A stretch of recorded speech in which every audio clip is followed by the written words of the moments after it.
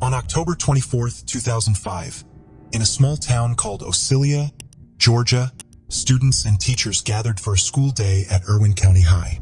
But one teacher, Tara Grinstead, who was 30 years old, didn't show up. This was strange because she was always on time. Her classroom was locked, and students had to wait outside. Tara lived alone and didn't have a partner or children. She was studying for a PhD in education and was busy with her work. The last time anyone saw her was on Saturday. She had helped young girls preparing for a pageant in the morning, and then she hung out with friends at a barbecue. She got home late that night around 11 p.m. When the police went to her house, they found no signs of anyone breaking in. Her car was in the driveway, but her purse and keys were missing.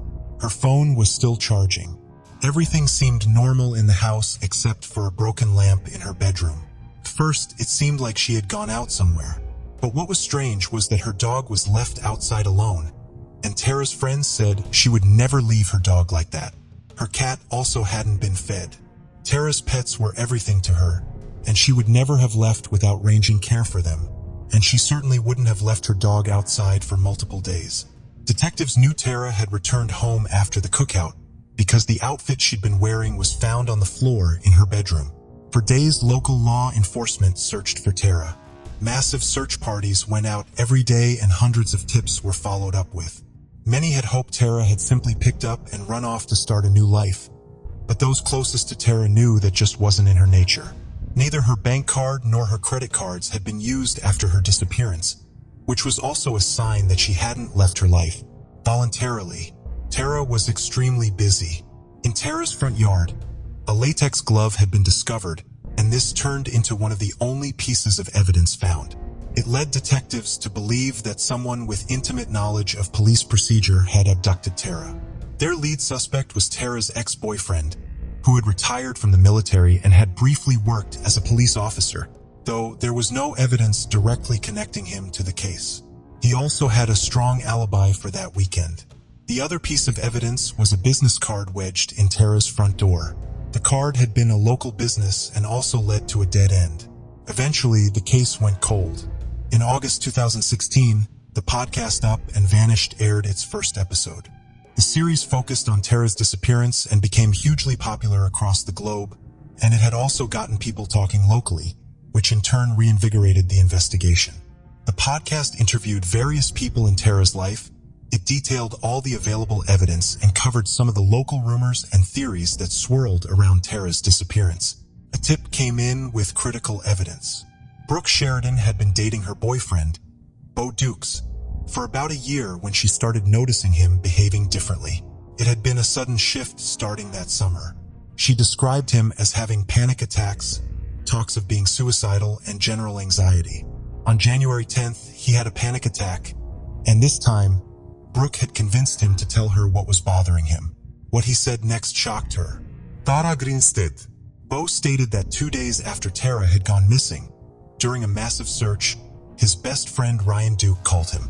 Ryan stated he needed help, and during that call, he confessed to murdering Tara Grinstead.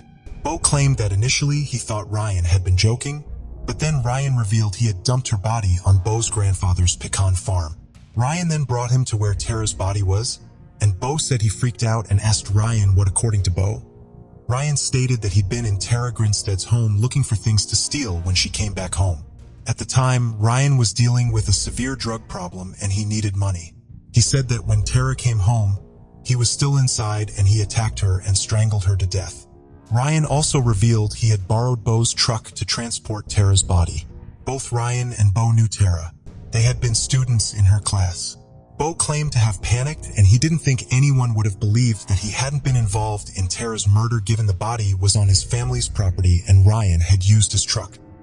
He stated that the two decided to burn Tara's body using firewood from the property and kept a bonfire going until they couldn't see any remains left, and then they buried the rest and purposely started a wildfire in a nearby brush to explain the burn pit. Ryan Duke was arrested, but he claimed it had been Bo who had murdered Tara, and he helped Bo move her body, and had been Bo's idea to burn the body. Bo Dukes was also arrested on charges of concealing a death, evidence tampering, and hindering the apprehension of a criminal. Bo Dukes was able to post bond and later pleaded not guilty despite his earlier confession. Ryan Duke also pleaded not guilty. The two had separate trials, where he was found guilty of concealing Tara's death, as well as making false statements to law enforcement. He received 25 years in prison.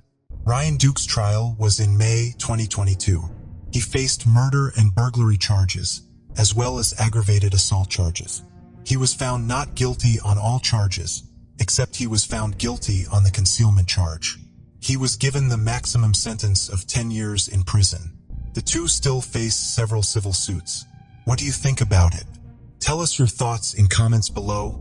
Let's continue. Before we proceed, I've got an exciting surprise for you. We've launched a brand new channel dedicated to intriguing content such as old historical mysteries, cold cases, and particularly chilling horror stories perfect for bedtime.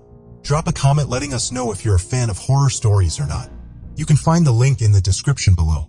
Let's find out who will be the first to explore it. Alright, let's dive back into the video. The missing person case of Lynette Dawson drew international attention in recent years with the 2018 release of The Teacher's Pet, a podcast that took a deep dive into the suspicious disappearance of an Australian woman in 1982. It was the flurry of media attention that, in part, changed this missing persons case into a murder conviction in August 2022. Lynette Dawson was a 33-year-old mother of two when she disappeared from her Sydney home in January 1982. For decades, investigators were not able to build enough of a case to charge anyone in relation to her disappearance or death. Her husband, Chris Dawson, maintained that she had called him 1 week after her disappearance and expressed that she needed time away. According to him, this call meant that Lynette must have left of her own accord to get away and start a new life. But her other family members, especially her daughters, mother, and siblings, were completely unconvinced that their mother would ever leave them on their own accord without any explanation and without ever returning. Then, nearly 40 years later, came the podcast The Teacher's Pet, listened to by millions around the world, uncovered new evidence, and pointed to a few holes in the investigation as well as things investigators may have gotten wrong. Previous inquiries into her disappearance had concluded that she was killed by a known person. But according to that prosecutor, it was the podcast that finally produced enough evidence to lay charges. Chris Dawson, Lynette's husband, was charged with her murder in 2018. In 2022, he got his day in court. It was clear based on the evidence presented that Chris Dawson had been carrying on an extramarital affair with a former student and babysitter, who he had met as her teacher while working as a high school PE teacher, and that he killed his wife in order to be with the teen. That woman later testified against Dawson, saying that she had been groomed into a relationship with Dawson. She also said that her marriage with Dawson was emotionally and physically abusive, and she escaped as soon as she could with her children. Further evidence showed what Chris Dawson was like behind closed doors. The prosecution dismissed Dawson's claims that his wife had called him after the date of her disappearance as made up by Chris to confuse authorities and remove suspicion from him. There was no proof of the alleged phone call. On August 30th, 2022, the jury found Chris Dawson guilty of first-degree murder. His sentencing has been set for November 11th, 2022. Lynette Dawson's name has finally been cleared, and justice has been delivered, thanks to the power of a true crime podcast. But the trial still left Lynette's family with unanswered questions. How did he kill Lynette? Did anyone help him? And where was her body? After 40 years, it is unlikely that they'll be able to find her unless Chris reveals the information. What do you think about it? Tell us your thoughts in comments below. Let's continue. So, in this case, there's a podcast called Serial that has brought forward new evidence. This evidence suggests that Adnan Syed, who was previously found guilty, might be innocent. During his trial, it was found that important information was kept from his defense team, which made the trial unfair. The story began on January 13, 1999, when Haiman Lee, an 18-year-old from Baltimore, Maryland, disappeared. She was supposed to pick up her cousin from daycare at 3:15 p.m. and then meet her wrestling team, which she helped coach, for their competition. However, she never showed up at either place.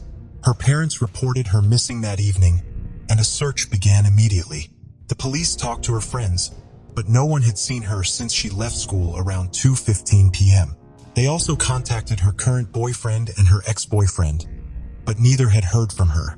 At first, it was thought that Hay might have gone to California to visit her father, as she had been talking about that a lot recently. Hay came from an immigrant family from South Korea that had a modest, strict, and religious outlook on life, and one that stood out in stark contrast to her American friends. She had kept a lot of secrets from her family. She dated when she wasn't supposed to. She went to parties and wasn't always honest about where she was, but you could probably say that about most teenagers. But Hay was a good kid. She worked a part-time job, kept immaculate grades, had a tight group of friends that were also good kids.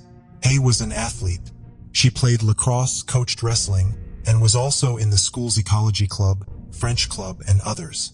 She was described as a leader whose happiness was infectious. She was always willing to lend a hand, and she had a heart of gold. She worked hard and always gave her best at everything she did. She wanted to become an optician and worked at LensCrafters after school. Hay was extremely responsible, and it had been unusual for her to go anywhere without telling someone where she was going. Her disappearance had been extremely unusual. What had made her disappearance so confusing was that her car was also missing. It truly seemed as though she had just driven off. Weeks went by with little headway in the investigation into Hay's disappearance. Almost a month later, a body was discovered in Leakin Park, an area in Baltimore notorious for dumping bodies. The body was of a young woman, half buried in a shallow grave. The body was later identified as Heyman Lee. Her cause of death was determined to have been strangulation. There had been no evidence of sexual assault. She had been wearing the clothing she had last been seen in.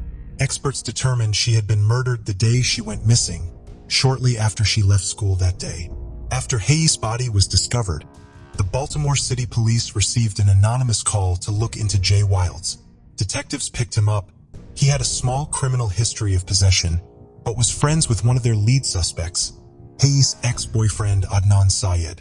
After a couple of interviews, Jay eventually confessed that he had first-hand knowledge that Adnan had killed Hay. He claimed that Adnan had told him he was going to murder Hay in a jealous rage, and that Adnan had showed him Hay's body in the trunk of his car. He said that he had blackmailed him into helping him dispose of Hay's body in Lincoln Park. Adnan was arrested and maintained his innocence. He claimed that he hadn't seen Hay after she left school that day. He said that he'd seen Jay that day because Jay had borrowed his car. Law enforcement used cell phone records to back up Jay's rendition of events, but that had evolved several times over the years. Adnan Syed was arrested and charged with Hay's murder on February 28, 1999. The following year, Adnan went to trial. His lawyer, Cristina Gutierrez, represented him. Gutierrez was known as a good lawyer. However, she was dealing with several medical issues which may have impacted her performance as legal counsel. A key piece of information that could have changed the trial's outcome was a witness who had backed up Adnan's alibi for the time when law enforcement believed that Hay had been murdered. The witness had come forward herself, but had never been approached by Gutierrez or any other of the legal counsel for Adnan. Adnan was eventually convicted of murder and sentenced to life in prison, 30-plus years for the murder of Heyman Lee, despite no concrete evidence connecting him to the crime. It had been Jay's confession that had sealed his fate with the jury. Jay had been given immunity for cooperation with the prosecution, and we know that the lead detectives on this case knew that Jay was a drug dealer because he admitted so in his confessions. But he was never charged with anything related to those crimes either. Adnan was 17 years old when he first went to prison and spent 23 years there. He and Hay had dated on and off for 2 years, but the couple had broken up months before she disappeared. He had always claimed that they had both moved on by January. She was dating a coworker and he was dating someone else. He had even met her new boyfriend, and he thought he was a nice guy. The two were still friends, and he'd always claimed that there was no animosity towards Hay. Hay's diaries appear to echo the same sentiments. They had seemed to be on good terms following the breakup. DNA evidence had been collected and tested, but the results were never brought up in the trial, nor had the results been revealed to Adnan's counsel. Hay had tissue under her fingernails and it didn't belong to Adnan or Jay, but that had never been brought up during the trial. Also didn't belong to Adnan. A palm print had been found on Hayes' car that did belong to him, but that wasn't unusual as Adnan had been in and out of Hayes' car numerous times. But that palm print had been presented at court. The Serial podcast began covering Hayes' murder in 2014, focusing primarily on the person convicted, Adnan Syed. The podcast host, Sarah Koenig, had spent over a year studying the case and interviewing Adnan. Sarah had brought the case to the Innocence Project, who jumped in to take a deeper look at the evidence used to convict. It was the Innocence Project that was able to bring to light that the DNA evidence found on Hayes' body had never matched Adnan. On September 15, 2022, the Baltimore District Attorney brought forward a motion to vacate Adnan's conviction, citing Brady violations for prosecutors who originally worked on the case. A Brady violation is when the prosecution is determined to have purposely withheld evidence from the other side, meaning Adnan's legal team didn't get all of the evidence and therefore weren't able to effectively defend him. With Adnan's conviction being vacated, the courts basically said that his conviction didn't meet the legal threshold to uphold that conviction. Even if he had pleaded guilty, it still would have been dismissed. Adnan was released the day his conviction was vacated, and Baltimore City Police have stated that a suspect who had been previously known to the original investigation is now being looked into, but they are not announcing who that is at this time. Let me know if you want me to keep an eye on this case. While we still don't know exactly who killed Heyman Lee, had Serial not covered this case, we would never have known many details about this conviction that were so wrong. Everyone is entitled to a fair trial. What do you think about it? Tell us your thoughts in comments below. Let's continue. Before we continue, 90% of you haven't subscribed to our channel, so if you like this video, please subscribe. It motivates us to make more content for you. Okay, let's continue. On the night of March 5th, 2022, police were called because of a house fire in the center of Leeuwarden, the Frisian capital in the Netherlands. The fire was quickly extinguished, but officers found the body of a 21-year-old woman in one of the apartments above a tattoo parlor. She was stabbed multiple times with a sharp object. The woman was Mika Ort, an American student who was studying leisure and events management at NHL's Stenden University of Applied Sciences. Mika was of Dutch heritage and was excited about her new life in the Netherlands. She had recently moved into the apartment, which was around 90 minutes away from Amsterdam, following a breakup with her boyfriend of 2 years. Mika had recently been matched with a new date on Tinder. He reportedly became quickly violent and started stalking her after she told him she didn't want to continue seeing him because she got back together with her ex. That Tinder date revealed to be 27-year-old Thomas R., who was caught by the German police a few hours after the murder. He was found in Leer, a small town across the Dutch borders. He was turned in by his parents, who alerted local police after he contacted them while fleeing, confessing to them what he'd done. They told law enforcement they were perplexed by their son's behavior and were left deeply shaken after receiving his call. Police reports showed that Thomas first threw an incendiary bomb at the apartment building. They suspected he started the fire to lure the residents out. A fight broke out in the stairwell between him and 2 male residents who were left mildly injured. He then climbed the stairs and attacked Mika in her apartment, stabbing her to death. In an interview with a Dutch newspaper, Michael, Mika's ex-boyfriend, said that they were thinking about rekindling their relationship, which he believed may have sent Thomas over the edge. He'd started stalking her and even installed a GPS tracker on her bicycle to keep tabs on her. He also harassed her by sending intimidating messages via WhatsApp. Thomas R. is now awaiting extradition to the Netherlands, where he will likely be charged with Mika Ort's murder. What do you think about it? Tell us your thoughts in comments below. Let's continue. On the evening of December 13th, 2021, Chantel Smith and her son went to check on her 23-year-old daughter Lauren. Chantel was concerned because Lauren wasn't returning their calls or replying to texts, which was unusual. When they arrived at her apartment in Bridgeport, Connecticut, they found a strange note on the apartment door that said, "If you're looking for Lauren, please contact this number." The number belonged to Lauren's landlord, who notified them of her death and gave them the number of the detective assigned to the case. Chantel was in shock and couldn't believe that she was learning of her daughter's death from the landlord. Lauren had died the night before, and law enforcement had never bothered to notify next of kin of her death. According to Chantel, her son spoke with the detective, and he mentioned that Lauren had been on a date the night of her death with an older man she met on Bumble, a dating app similar to Tinder. The detective told him that they didn't need to worry about him because he was a really nice guy. The really nice guy was a 37-year-old man named Matthew LaFontaine. He was the last person to see Lauren alive, yet he hasn't been named as a person of interest, nor was he taken into custody for questioning. In the police report, LaFontaine accounted that he recalled arriving at Lauren's apartment around 9:30 p.m. the night before. He said that the two had matched and Bumbled 3 days prior and they'd been chatting. He claimed that Lauren had asked him for $40 to get her nails done and told him to meet her at her place with a bottle of tequila. LaFontaine proceeded to say that they drank tequila, played games, then had food together before starting to watch a movie. At one point, he said Lauren went to the bathroom to throw up, and in another, she went outside to get something from her brother. When she returned to the apartment, he said that she went directly to the bathroom and stayed there for 10 to 15 minutes, and when she came back, LaFontaine said that she fell asleep on the couch during the movie, and he carried her into the bedroom where he fell asleep next to her. He claimed that he woke up at 3 a.m. to use the washroom and heard her snoring. Then he woke again at 6:30 a.m. and saw blood dripping onto the bed, which was coming out of her nose. He checked her pulse and found she wasn't breathing, and that's when he called 911. The first responders to the scene wrote in the incident report that LaFontaine was frantic and visibly shaken. The weirdest part was that police never contacted the family, nor did they immediately examine the scene. No one in the Smithfield family was notified of her death until Chantel went to her daughter's apartment and was informed by the landlord. According to Lauren's brother, when he and his family walked into the apartment to gather Lauren's belongings, they found bottles of alcohol, flipped plates of food, a blood-stained sheet, a sedative pill, and a used condom.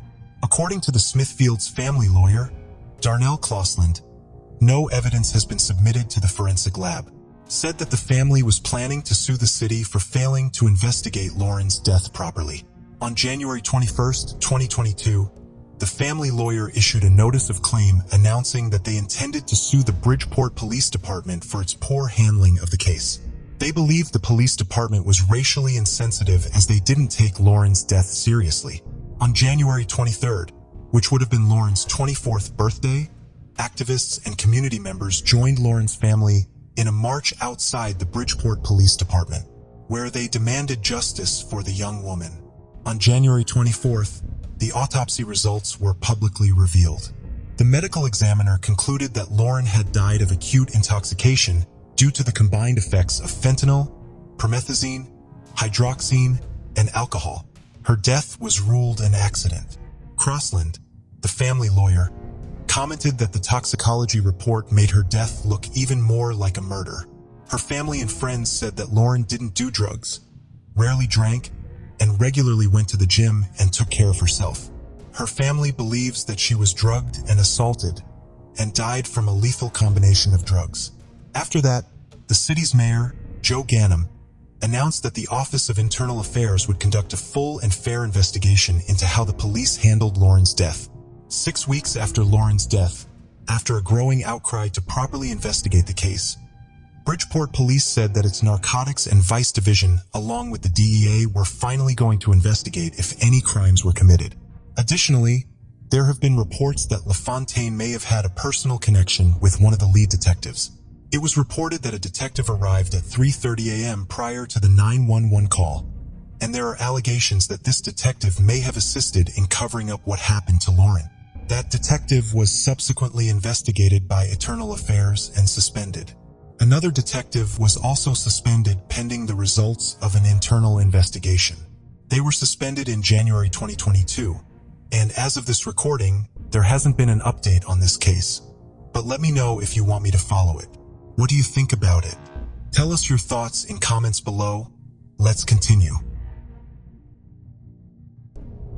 In April 2021, an 18-year-old named Issa Maimon Atut, who was a student athlete at Virginia Tech University, was using Tinder. He matched with a 21-year-old woman named Angie Renee, and they decided to meet at Angie's apartment on April 10th for some private time together. Issa felt something was off when he got to the apartment. It was dark, and Angie wouldn't show her face, but they still went ahead with their plans. A few weeks later, one of Issa's teammates mentioned that he had also matched with Angie on Tinder. Angie had told him that she had met Issa. This raised suspicions that Angie might not be who she claimed to be on the app. To investigate, Issa and his teammate decided to set up another date with Angie to try and figure out her true identity. And he went with 2 other friends to her apartment on May 31st. His friends waited outside while Issa Mayman went inside with Angie. Similar to the first time he went to the apartment, it was dark and Angie was wearing a hoodie and sweatpants. Again, he couldn't see her face. According to him, he confronted Angie and discovered Angie was a middle-aged man. During the confrontation, the two began scuffling and Issa Mayman stated that during the fight, the other man began reaching between his mattress, and he assumed that he was going for a firearm. He then started to punch the man in the face multiple times and ran out of the apartment.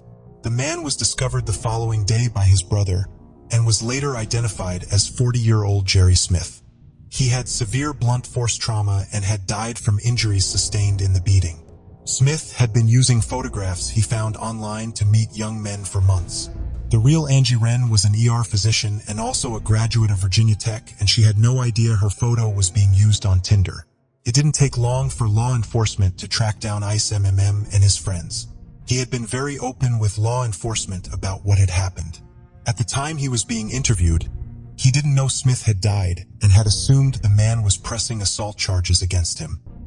He told the police officer he felt violated and said in the interview, quote, "I was in shock and disbelief that someone had tricked me and lied to me." He told law enforcement that he'd been scared and didn't know why this person had lied or what their motive was behind luring him into his apartment. And when he thought he was going for a weapon, he panicked. He felt he was in the fight of his life. Police later determined that there was a weapon between the mattresses, though not a firearm. There was a knife. Issa Mayman was later arrested and charged with murder and pleaded not guilty. He faced 40 years in prison if convicted, and the trial began May 25, 2022. It was a relatively short trial, only 3 days. I remember during trial he seemed remorseful for his actions, and his statements of events that took place at night never really changed or shifted. And his lawyer kept with the defense that he'd been lured into the apartment under false pretenses. And when he discovered that Angie was not the person he thought they were, he panicked. When he thought that this person, who was ultimately not who they said they were, was potentially reaching for what he believed was a weapon, he fought for his life. The prosecution claimed that Issa Mayman went to the apartment for the purpose of attacking Smith.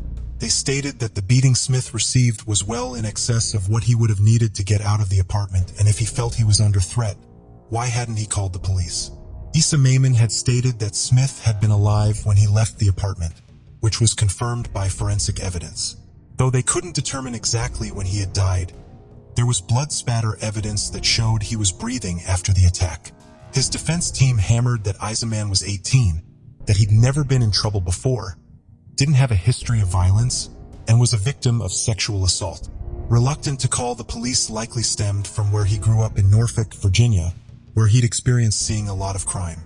He told a story on the stand of his grandparents experiencing 2 violent robberies, and saying that they started sleeping with firearms nearby, and many people he knew kept weapons near their beds. The jury deliberated for 3 hours before coming to a verdict of not guilty. Issa Mayman was released following the verdict. After his initial arrest, he was held in jail pending the trial results. He had been suspended from school and from the football team he played for.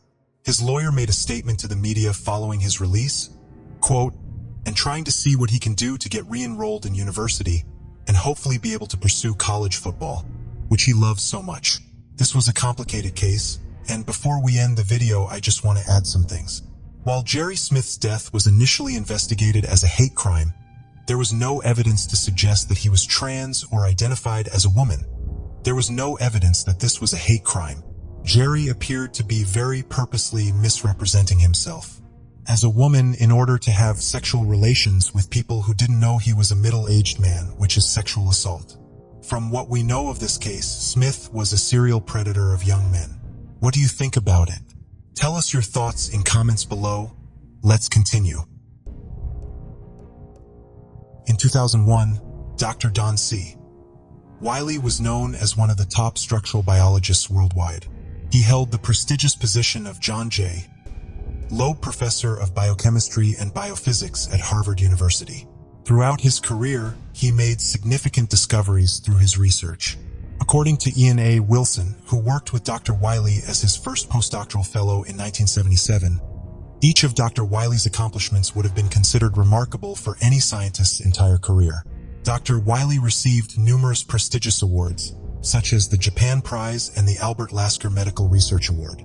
Although his work delved into complex scientific areas, mainly focusing on the structures of viruses and proteins within the human immune system, its impact extended across various fields including cell biology, immunology, virology, and biochemistry, as noted by others in his field.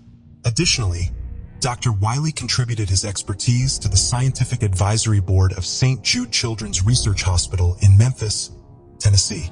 He regularly attended meetings of this advisory board, further highlighting his commitment to advancing scientific knowledge and its application in medical research and treatment. In addition to helping the hospital, this trip had personal benefits for Dr. Wiley as well. Dr. Wiley had been born in Ohio, but both his father and brother had moved to the greater Memphis area. So Dr. Wiley's family would join him in Memphis from their home in Massachusetts at the end of the annual meeting to spend time with the family.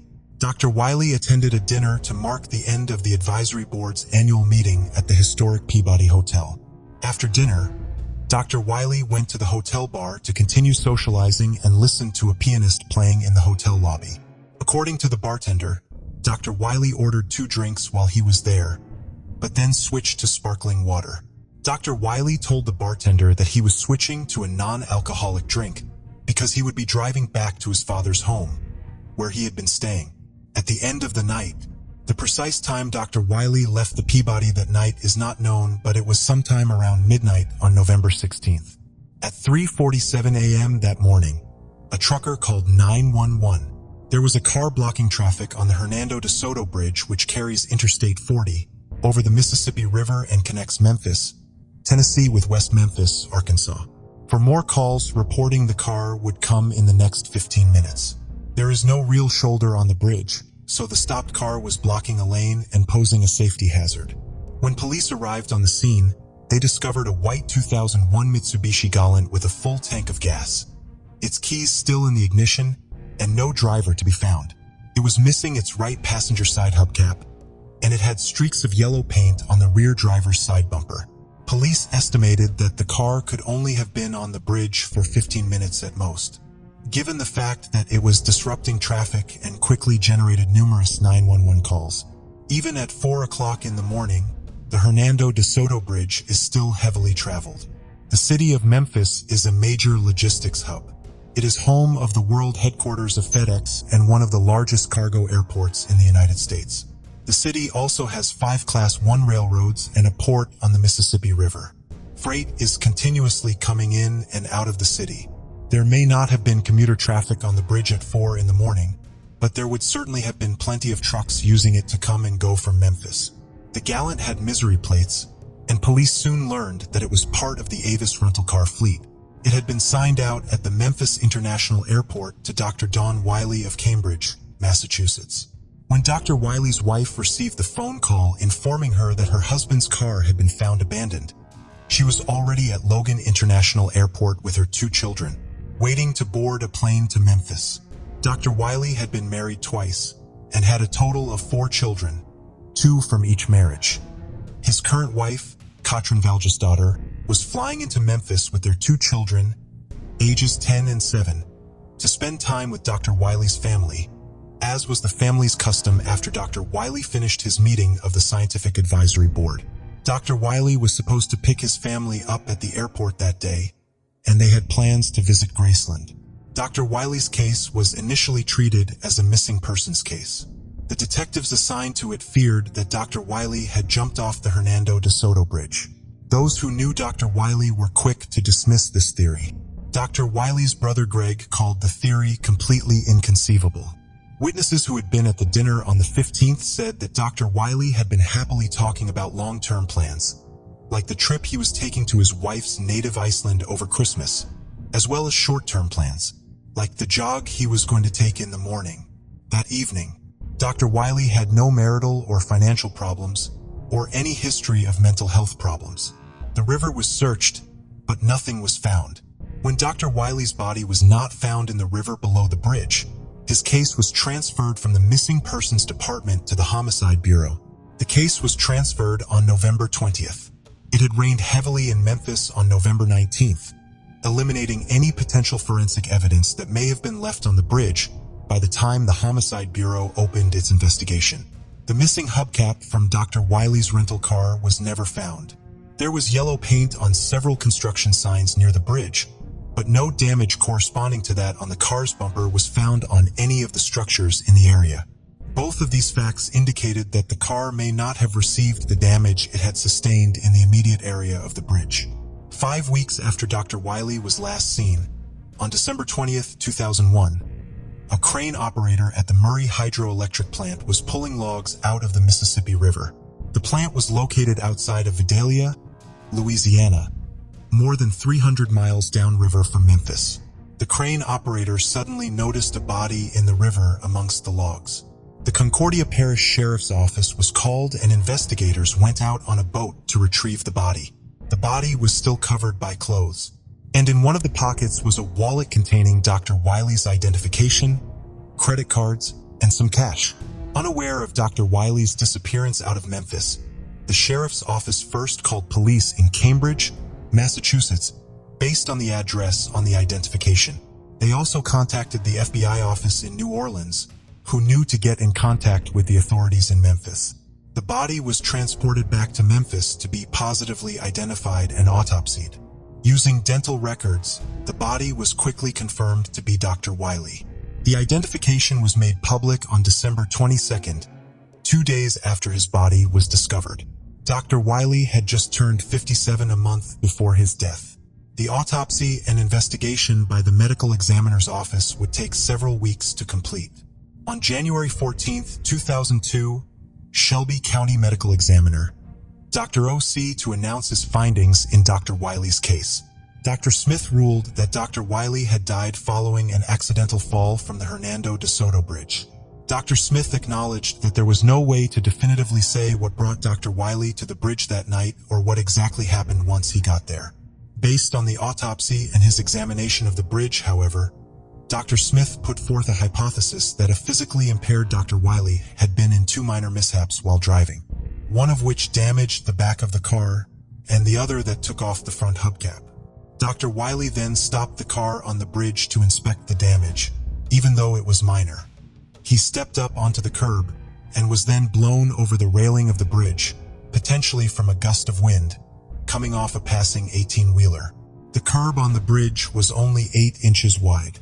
Dr. Wiley would have needed to stand on it to avoid being hit by oncoming cars, as there is no real shoulder on the bridge. He would have had to be standing close to the railing because the curb was so narrow. The railing only rose 43 inches above the roadway, and the curb was 10 inches tall. Based on Dr. Smith's measurements, when the 6 feet 3 inches Dr. Wiley was standing up on the curb, the top of the railing would have only hit him mid-thigh, approximately a foot below his center of gravity, making it possible for him to have fallen over it. Dr. Smith outright rejected the possibility that Dr. Wiley had jumped off of the bridge, in part due to the lack of indicators and stressors in his life.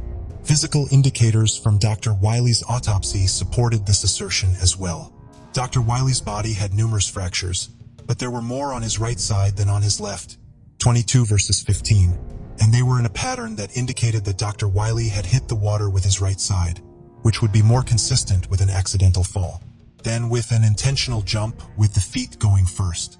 Dr. Wiley's autopsy was also inconsistent with those of other individuals who had jumped off the same bridge. In the previous autopsies, he had performed on some of those individuals.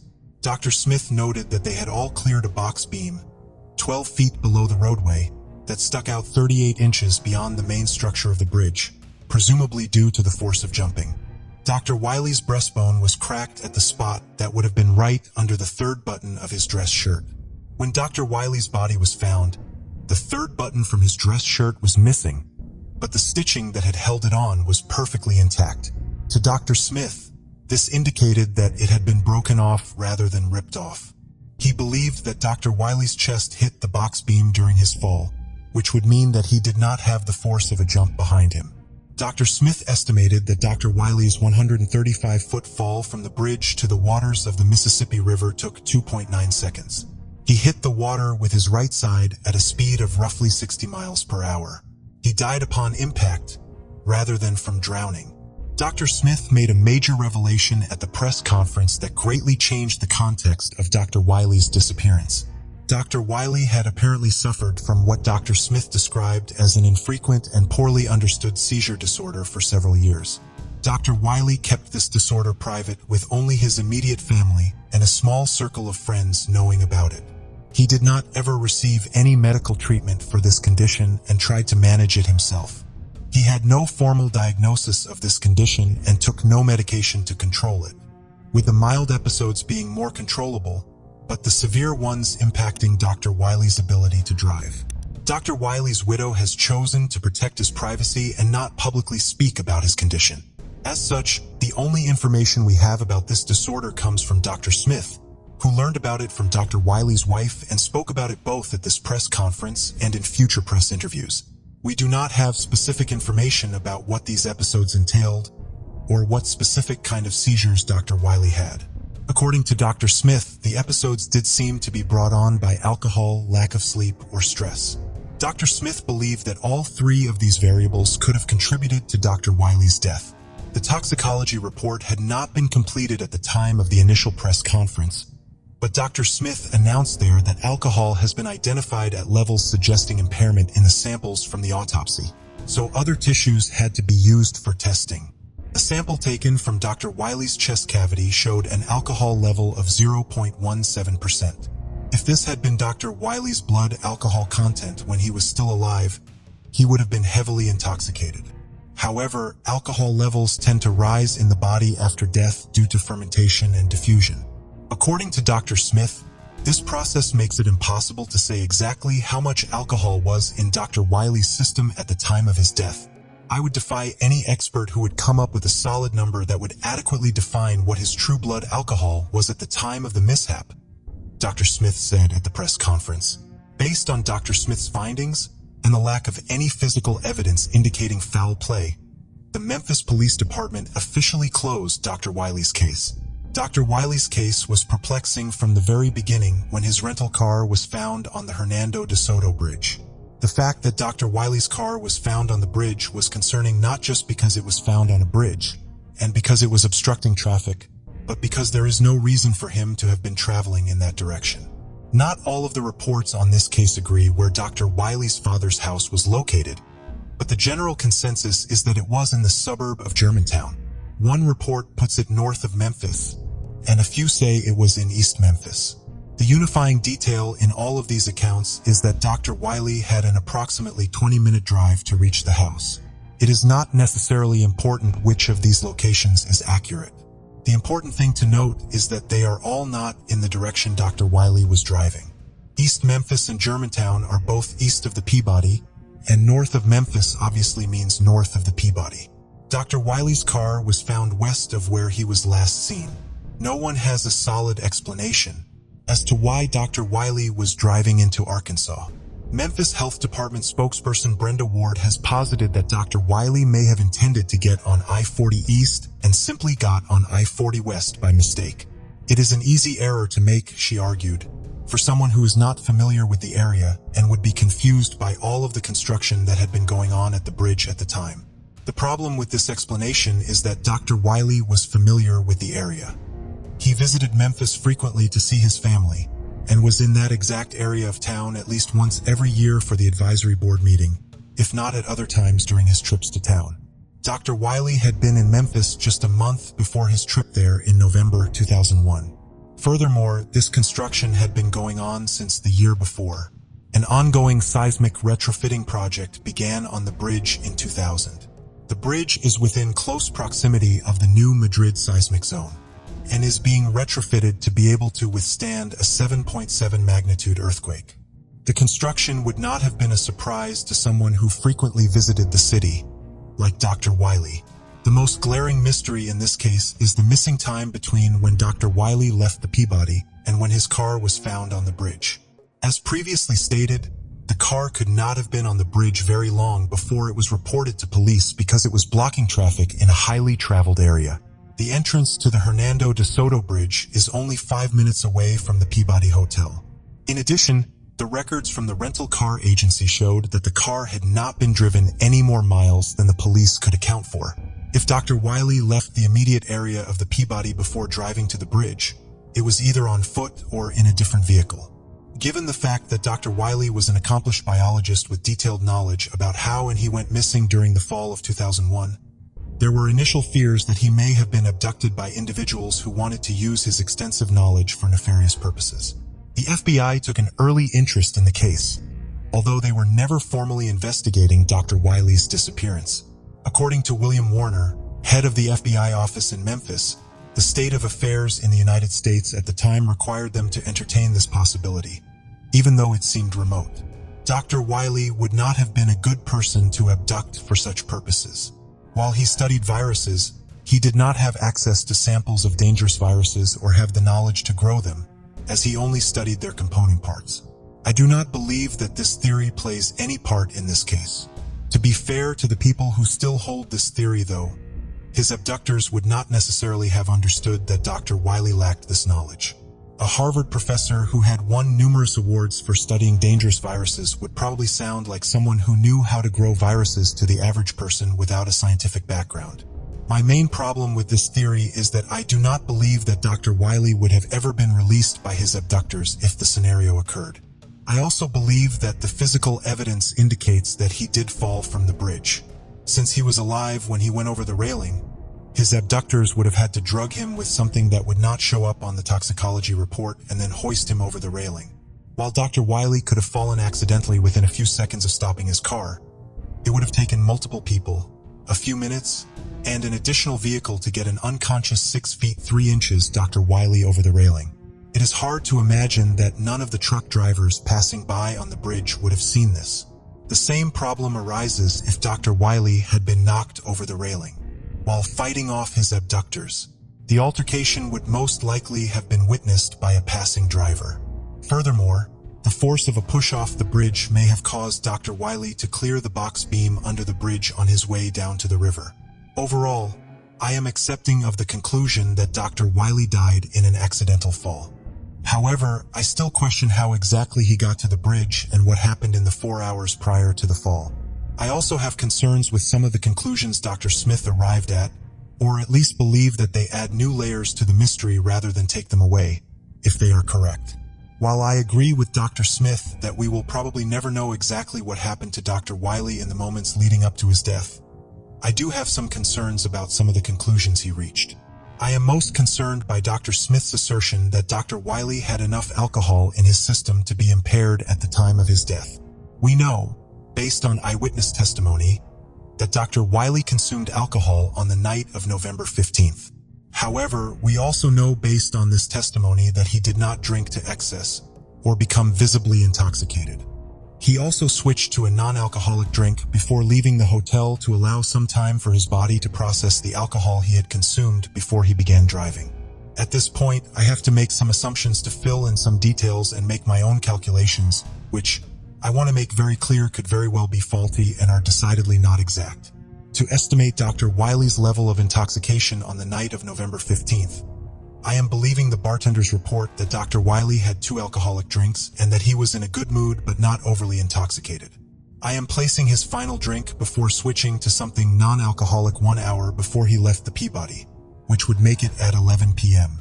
I do not know the exact amount of food and wine Dr. Wiley consumed at the banquet earlier in the evening, which is a major variable to have missing. Dr. Wiley's weight has not been publicly revealed, but he was 6 feet 3 inches. He appears to have a slight build in most of the publicly available pictures of him, so for my calculations, I am assigning him a weight of 160 pounds, which is on the lower end of the healthy weight range for a man of that height, according to the National Institutes of Health. There are a wide variety of factors that impact blood alcohol content, but based on the information we have, I am estimating that Dr. Wiley's blood alcohol content when he left the Peabody around midnight would be 0.05, the approximate value provided on this chart. This level would make him impaired but not legally intoxicated. If this number is correct and Dr. Wiley's BAC dropped at the approximate standard hourly rate, his BAC would have been back to zero by 3:47 a.m. when his car was discovered on the bridge. Based on Dr. Smith's statement that alcohol levels go up in a person's body after they die, it makes sense that alcohol will be detected in his system at his autopsy. I do not know how much longer alcohol remains in tissue rather than in the blood, so there could have been a fair amount of alcohol left in Dr. Wiley's body. However, given the amount of time it took to find Dr. Wiley's body, even a small amount of alcohol left in his tissues would have had time to ferment and show up in the larger amount found at the time of his autopsy. Dr. Smith, however, was convinced that the levels found during the autopsy were high enough to have caused impairment in Dr. Wiley at the time of his death. By his own admission, though, there is no way to know for sure exactly how much alcohol he had in his system at the time. It seems unlikely, then, that Dr. Smith can be certain that Dr. Wiley was impaired by alcohol at the time of his death. Based solely on Dr. Smith's own statements at the press conference, I am inclined to believe that Dr. Smith overstepped in making this assumption. I do not have a medical background, however, so I cannot completely discount the possibility that Dr. Wiley did have enough alcohol in his system to impair his behavior. If this is true, it opens up two main possibilities. Either Dr. Wiley died closer to the time he left the Peabody, or he went somewhere else and consumed more alcohol after he left the hotel. Given the amount of time that had passed between when Dr. Wiley died and when his body was found, his exact time of death cannot be determined, so he theoretically could have died closer to midnight, rather than 4 a.m. However, this would mean that someone else staged the scene on the bridge several hours after Dr. Wiley fell, as again, we know that the car was not on the bridge until closer to 4 a.m. Someone who was not responsible for Dr. Wiley's death, but was aware of it somehow, could have staged the scene with his rental car. But that begs the question of why, and of how they had his rental car. It would not have been impossible for Dr. Wiley to walk less than the mile from the Peabody to the bridge, and then fall from it. Someone else then theoretically could have driven the rental car to the bridge to ensure that Dr. Wiley's fall was discovered. But what would their motive be to bring attention to the accident, but not report it? How would they have gotten the car key? And most importantly, how would they have known that Dr. Wiley fell from the bridge? The only real scenario in which this works will be if someone from the conference took Dr. Wiley's keys from him because they thought he was too intoxicated to drive, and Dr. Wiley then took off on foot. He then began walking across the bridge to Arkansas and fell off of it. There would be no way for the people back at the hotel to know that Dr. Wiley fell off the bridge, however. Even if they did somehow learn that it had happened, it is curious that they wanted the accident to be discovered enough that they drove the car to the bridge, but not enough that they simply reported it to police. The possibility that Dr. Wiley made a stop on his way back to his father's house and consumed additional alcohol closer to 4 a.m. seems a lot more likely. However, no witnesses have ever come forward to say that they met with Dr. Wiley that night or that they saw him at a bar or liquor store. Dr. Wiley was not known to have a problem with alcohol, so it seems unlikely that he would stop for another drink, just for the sake of having another drink. If he did make another unknown stop that last night, it would most likely be because he was meeting with someone. Dr. Wiley had a full day with his wife and youngest children planned on August 16th, which makes me wonder what could have been so important to Dr. Wiley that he would be willing to stay out until 4 a.m., knowing he had a full day of commitments ahead of him. We know that Dr. Wiley because of the mileage on his rental car. Furthermore, if he had enough alcohol in his system to physically impair him and cause him to have 2 minor traffic incidents as he got onto the bridge, as Dr. Smith has asserted, his driving would probably have been erratic. He would have been incredibly lucky if he did not pass a police officer during these 4 hours, especially in the area of town he was in. If Dr. Wiley had been on foot, he still would probably have attracted notice, either because of his impaired behavior or his formal dress.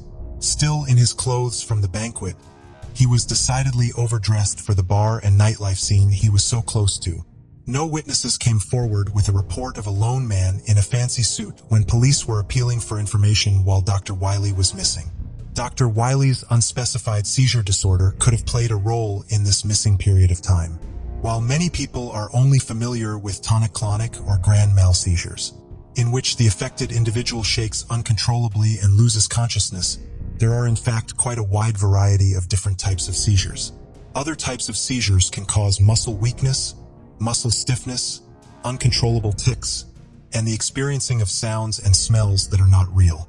In absent seizures, the patient cannot respond or react for several seconds, often staring blankly into space and not remembering the experience. Seizures are complicated and can have drastic and complex effects on human behavior.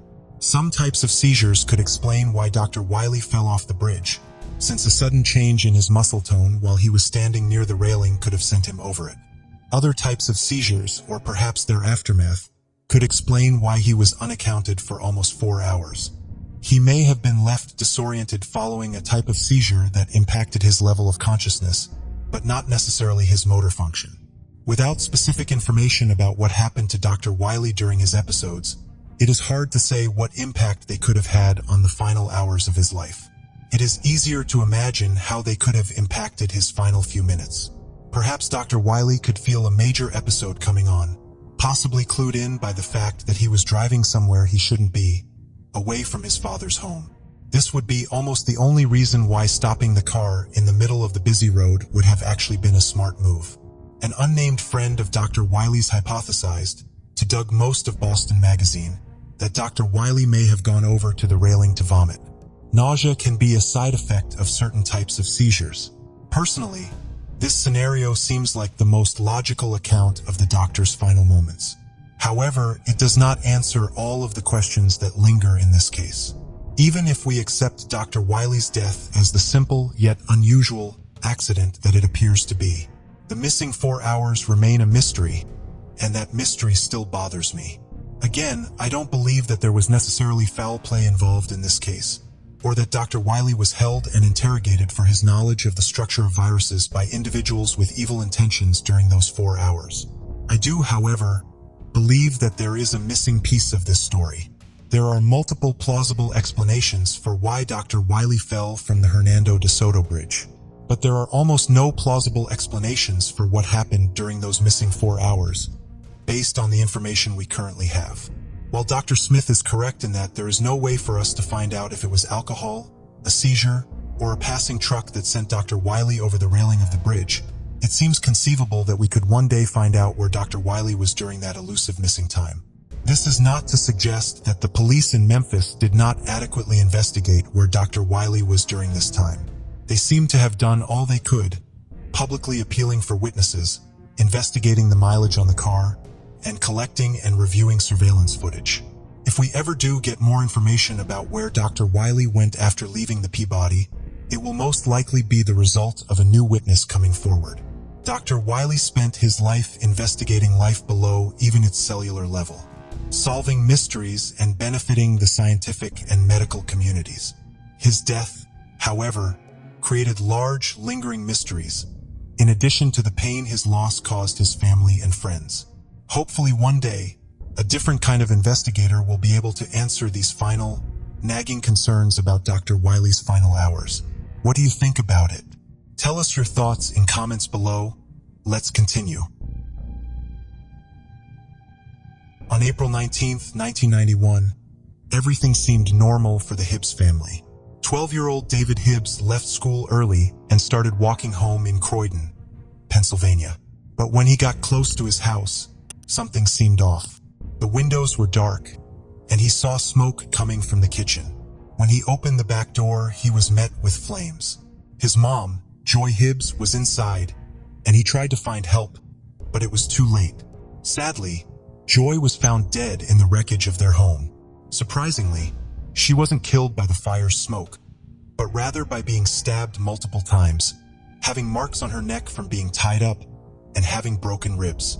It was a terrible crime. Joy had been murdered, and her body was found in her son's room.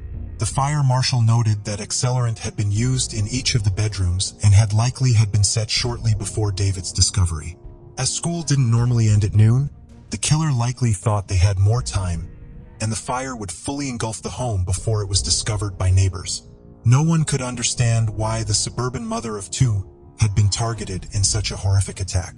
However, Joy's daughter revealed that someone had slashed her tires days before her murder, and Joy's co-workers stated that a man had called her at work several times threatening her. Several people were interviewed, including Joy's husband, but all were released. Earlier that morning, Joy had gone to the bank, cashed her paycheck, and she'd gone grocery shopping, which was a part of her normal Friday routine, and she was later seen that morning walking the new family puppy Major. Her wallet was found wedged between the couch cushions empty, and the contents of her purse had been found strewn around the kitchen. For 31 years, the Hibbs family were left with questions unanswered. In January 2022, the case was transferred to the Bucks County Sheriff's Office to be reinvestigated. Previous witnesses were re-interviewed, and in doing so, they received new testimony from a witness who had been withholding key information. April Atkins was married to Robert Atkins back in the 90s, but the couple had since divorced, and she felt that she needed to do the right thing now. They lived 2 doors down from the Hibbs, and she testified that on April 19, 1991, Robert had come home that afternoon covered in blood. He had told her that he had stabbed someone and demanded that she gather up the children because they were going to the Poconos for the weekend. She said at the time Atkins had been a low-level drug dealer. He was also working with law enforcement as an informant. He had several arrests related to drug possession, but he'd never been charged. She said that their alibi had been checked by police investigating at the time, and though Robert had been a suspect, he was released. She said that she never came forward